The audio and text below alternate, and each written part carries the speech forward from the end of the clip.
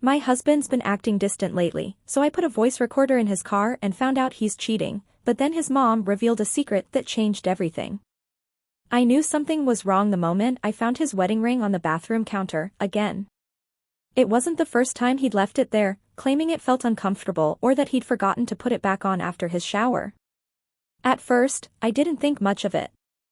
But when the excuses started piling up, late nights at work, mysterious phone calls he always took in the other room, and a growing distance between us, I couldn't shake the feeling that something deeper was going on. For months, I told myself I was overthinking. I blamed stress, the demands of life, or maybe even myself for the shift in our relationship.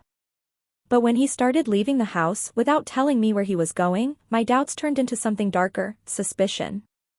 It was on one of those late nights when I found myself scrolling through endless advice forums and confession blogs, desperate for answers. I stumbled across a story that stopped me cold. A woman described how she had uncovered her partner's lies by planting a voice recorder in his car. At first, the idea seemed extreme, even invasive. But as I lay awake that night, staring at the empty space beside me in bed, the thought kept gnawing at me. The next morning, I made up my mind. I ordered a small, discreet recorder online. It arrived 2 days later, and I waited until he was in the shower to slip it under the driver's seat of his car. My hands were trembling as I did it, the weight of what I was about to uncover pressing heavily on my chest. For the next few days, I tried to act normal, though every fiber of my being was on edge. Each time he left the house, I felt a mix of dread and anticipation. I knew I was crossing a line, but I convinced myself it was justified. I needed the truth, no matter how much it might hurt. Finally, the moment came. He left for a supposed work meeting one evening, and as soon as he returned and went to take a shower, I retrieved the recorder. My heart was pounding as I plugged it into my laptop and pressed play. The first few minutes were mundane engine noises, the sound of his favorite podcast playing softly in the background. But then, about 20 minutes in, I heard a voice that wasn't his. It was a woman's voice, soft and familiar in a way that made my stomach turn. "I can't believe you're still sneaking around," she said, her tone teasing. "What if she finds out?" "She won't," my husband replied, his voice calm and assured. "I've got everything under control."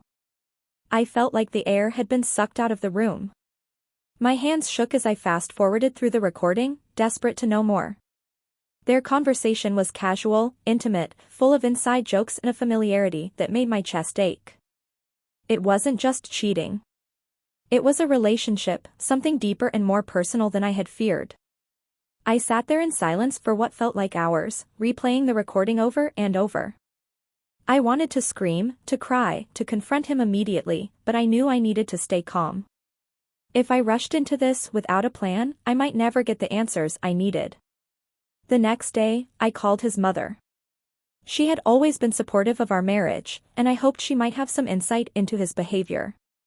What I didn't expect was for her to hesitate before speaking, her voice trembling as she said, "There's something I need to tell you, but I don't know how." Her words hung in the air like a storm cloud, and in that moment, I realized that whatever she was about to say would change everything. I could barely hold the phone steady as I asked her, "What do you mean? What is it you need to tell me?" My husband's mother sighed deeply, the kind of sigh that carried years of secrets and regret. "It's not my place to say, but I think you deserve to know. There's something about him you don't understand. About his past. It's complicated."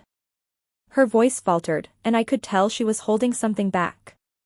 "Please, just tell me," I pleaded. "I need to know." There was a long pause before she finally spoke.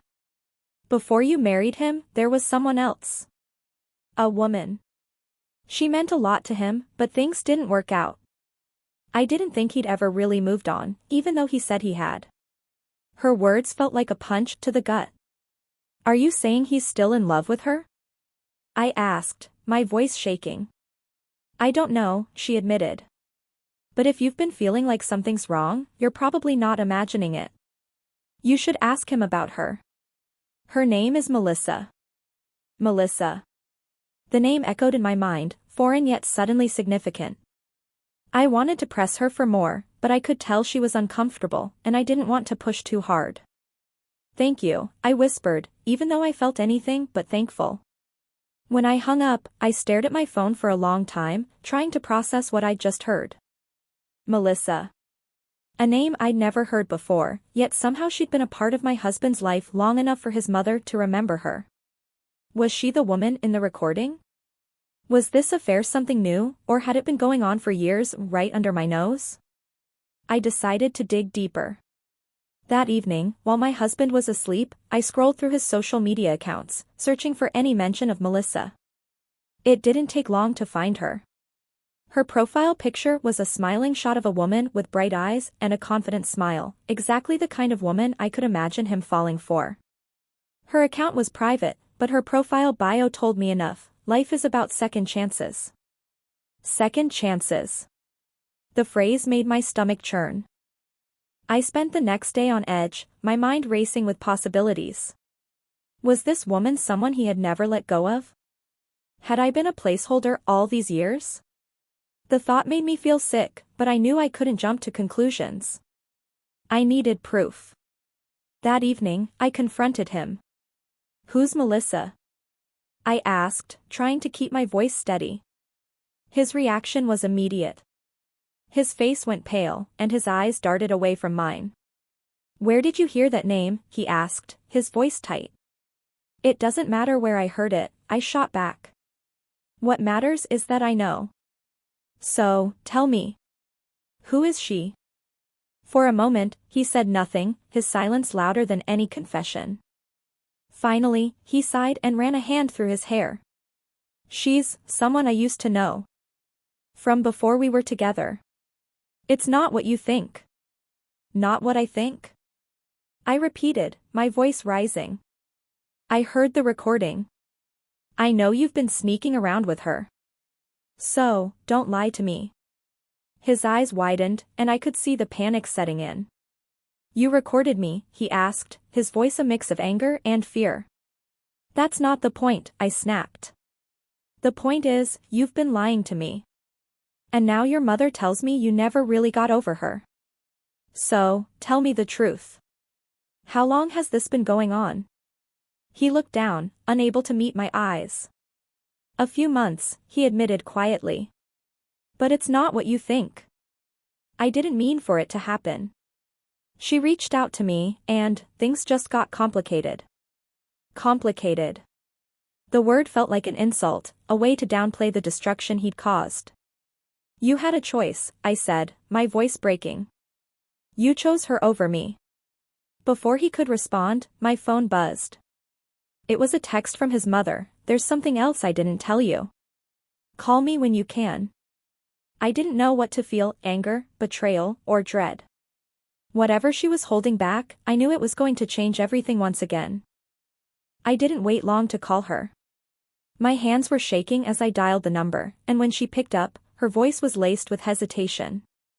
"I didn't want to say this earlier," she began, her tone heavy with regret. "But there's something you need to know about Melissa." "What is it?" I asked, my voice barely above a whisper. "She's not just someone from his past," his mother said, pausing as if searching for the right words. "She's family." The room seemed to tilt as her words sank in. "Family? What do you mean?" "She's his stepsister," she confessed, her voice breaking. "His father remarried when he was young, and Melissa was part of that family. They were close, maybe too close. It caused problems back then, but we thought it was over. Clearly, it wasn't." I couldn't believe what I was hearing. My husband had hidden an entire part of his life from me, not just the affair, but the fact that this woman wasn't some random ex. She was tied to his family, a connection that made the betrayal even more twisted. "Why didn't you tell me this before?" I asked, my voice rising with anger. "I didn't think it was relevant," she said, her voice defensive. "He promised me he'd moved on, that he was ready to start fresh with you. I thought he meant it." The conversation left me reeling.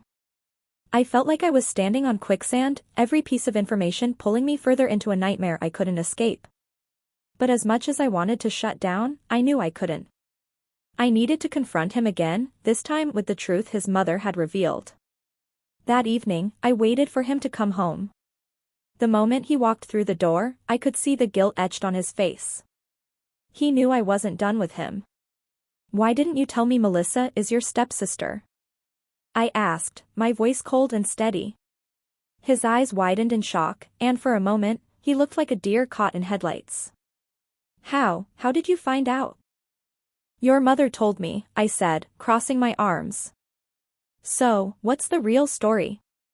Did this start when you were kids, or is this something new?" He let out a long breath and sat down, his head in his hands. "It's not what you think," he said, his voice muffled. "Yes, we were close growing up. Too close. But nothing ever happened back then. I swear."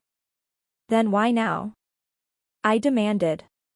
"Why would you throw away everything we've built for her?" He looked up at me, his eyes filled with a mix of shame and desperation. "Because she reached out to me, and it brought everything back. I thought I'd buried those feelings, but seeing her again, it was like no time had passed." His words cut deeper than I thought possible. "So, what?" I asked bitterly. "You decided to pick up where you left off? Behind my back?" "It wasn't supposed to go this far," he said, his voice cracking. "I didn't mean to hurt you." I laughed bitterly. "Didn't mean to hurt me? You've been lying to me for months, sneaking around with your stepsister, and now you want me to believe it wasn't intentional?" Before he could respond, my phone buzzed again. It was another text from his mother. "There's one more thing. I didn't want to tell you this, but Melissa isn't just his stepsister.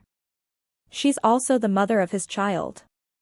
My blood ran cold as I stared at the screen. I couldn't believe what I was reading. A child? He had a child with her? I looked up at him, the words stuck in my throat. He must have seen the horror on my face because he whispered, "You know, don't you?" I couldn't respond. My world had just been shattered all over again.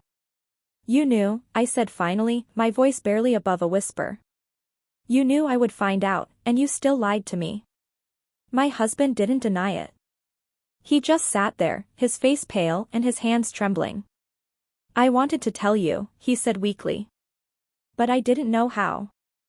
I thought if I could just keep it all separate." "Separate?" I cut him off, my voice rising. "You thought you could keep her and a child separate from our life?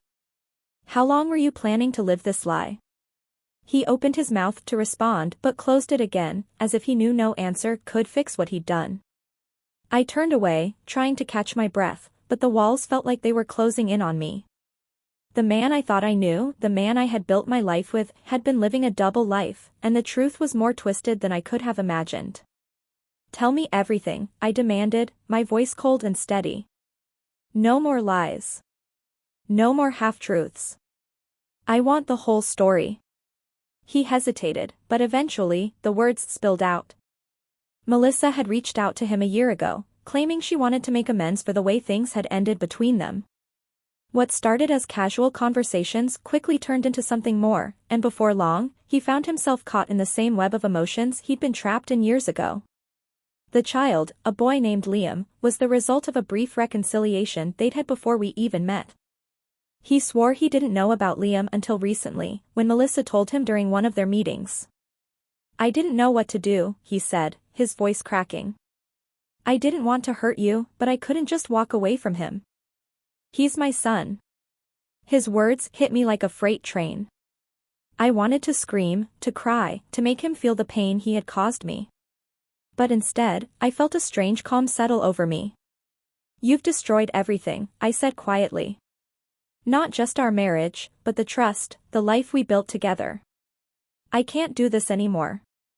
He looked at me, his eyes pleading. "Please, don't leave me. I'll do whatever it takes to fix this." But I knew there was no fixing this. Some wounds cut too deep, and some betrayals left scars that could never heal. The next morning, I packed my things and left. As I drove away, I felt a strange mix of grief and relief. I had lost the man I thought I loved, but but I had also freed myself from the lies that had poisoned our relationship. In the weeks that followed, I began to rebuild my life. It wasn't easy, but I found strength in the truth. I deserved better than a life built on secrets and betrayal. As for my husband, I don't know what became of him and Melissa. I blocked his number and cut off all contact. Some stories don't get closure, and I've learned to be okay with that. But one thing is certain, the voice recorder may have broken my heart, but it also saved me from living a lie. And for that, I'll always be grateful.